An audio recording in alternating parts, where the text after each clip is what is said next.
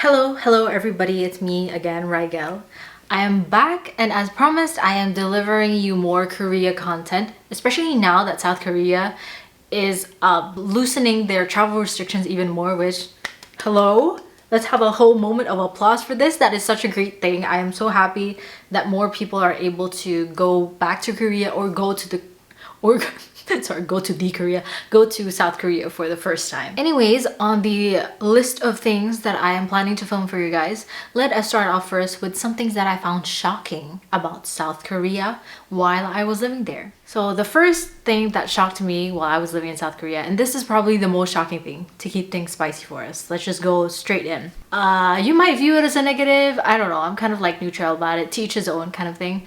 And that is that when I rode the subways, especially in Seoul, I would say that 90%, upwards to 95% maybe, of the people in the same train carriage I was in was all doing one same motion, and it was just doing this to their phone the entire time, just never looking up until it was their stop. They'd be like, and like just check if it really was their stop and then get off. It just struck me as kind of shocking because growing up in the Philippines, mostly in the Philippines, we rode jeepneys. Those were our forms of transportation. And while students, yes, would be on their phones, sometimes texting, but nobody was actually like crouching, like doing this the whole time. Sorry, I just like kicked my tripod. It's not a big deal, but it's just kind of a jarring thing to see in real time when every single head in the entire row of your train carriage is just ducked down. But yeah, not to say that every single person does this, especially if you go outside of Seoul. Generally speaking, because a lot of the Korean population is congregated inside the city, there are more elderly populations outside in more rural areas. And I found that like nobody was on their phone. So it just depends. If you're on a subway line, like going to Bukhansan or something where, you know, people hike, nobody's really gonna be on their phone. Second point, or I guess second thing that I found shocking while living there was that during the winter time, so many people had on long padded coats. And coming from living in the US for some time as well, even in states where it's like super freezing cold during winter, I don't really see people with that long of a padded coat. Like I'm talking about padded coats that like with hoods that completely cover their faces like this, and then the end of the coat is on their ankle, kind of long padded coat. So seeing that, like everybody, like literally almost everybody wearing the same padded white or black coat, it just it was just surprising to see, especially because like it'll be hard to kind of recognize who is your friend and who is not when everybody's wearing the same kind of style of jacket. And everybody, of course, when I was there, I'm not saying that everybody looked the same, but when I was there, everybody had masks on, so it made it even more challenging. On a similar vein, on the opposite side of the spectrum, I am shocked, flabbergasted, as they say in the dictionary, that there are girl students who, you know, their school uniform during the winter, I don't think it changes. It's still a skirt primarily. And they would have like no leg warmth protection, no leggings. Maybe they have stockings on, but like really thin stockings if they do have it on. Like just in the middle of the, I'm like over here, my hands are about to like get frostbite and like slide off, and my whole body is just numb with cold.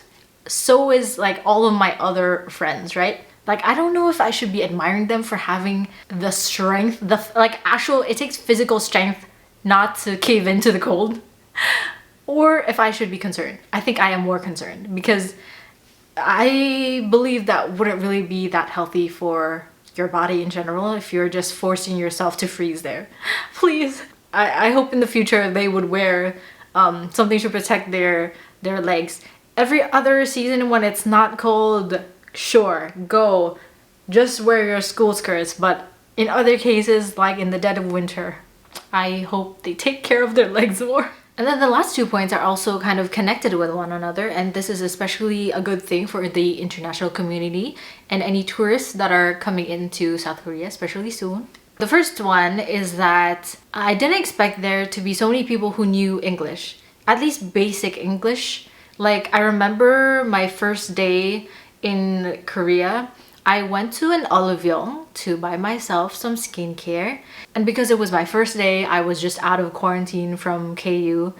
I had never actually spoken Korean on Korean soil to a Korean person. So let's just say that like the words wouldn't come out. And like they weren't processing in my brain. I just didn't have enough practice basically. And every time the cashier said something, I would just be like, oh, there? Which is basically just me saying like, what? Like I don't really understand. I think it was very obvious from my face that I didn't understand what she was saying. But suddenly like it kind of registered that I was a foreigner. And lo and behold, she knew English. Thank you so much to that cashier for helping me out, because I was like sweating. I was sweating deep down. I was like, this is my first interaction on Korean soil and I am not even, this is not a conversation. This is just me blanking out completely. Like even in random places, I guess. If one of my friends aren't as fluent as I am in Korean, they might speak to somebody Korean in English because like they don't know Korean at all, and usually that person would be very accommodating and try their best to speak English, which shouldn't be shocking actually if you think about it, because a lot of them actually have grown up learning English through like academies and whatnot. But I don't know, I guess seeing it play out in real time, I guess, is what was more shocking for me than the actual knowledge of it. Do you get what I mean? I hope you get what I mean. Lastly, in connection with that, as I said, is that there are a lot more international food restaurants than I thought. And there's like actually a wider variety than I thought. Like I kind of live somewhere in the US right now where there's not really much variety of international cuisine. And I had way more kind of cuisines to choose from in Seoul than I have here in the US. So that is great. Truth be told, they might not all be authentic.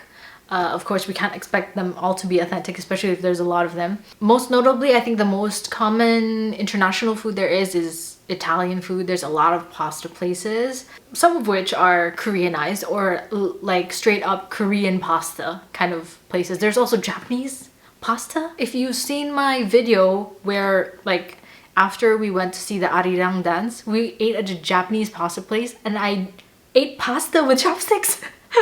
That was crazy to me. But that was fun. It's just a good thing for the international community, at least if you're in Seoul, you have access to these kinds of things. And it's not just Italian food, there's Indian food, Peruvian food. There's also like halal places in locations like Itaewon. Itaewon is a really good spot if you want to find some international cuisine, because there's a lot of international people over there. Anyways, you guys, that is it for today. This is kind of more of a shorter video on my spectrum of talking videos. I will be back with a lineup. I legitimately have a list of videos that I will be filming for you guys in the coming weeks, so watch out for them. Also, something very hot and spicy is coming your way, aka my Jeju travel guide. I think you guys should really check it out when it comes out, so thank you.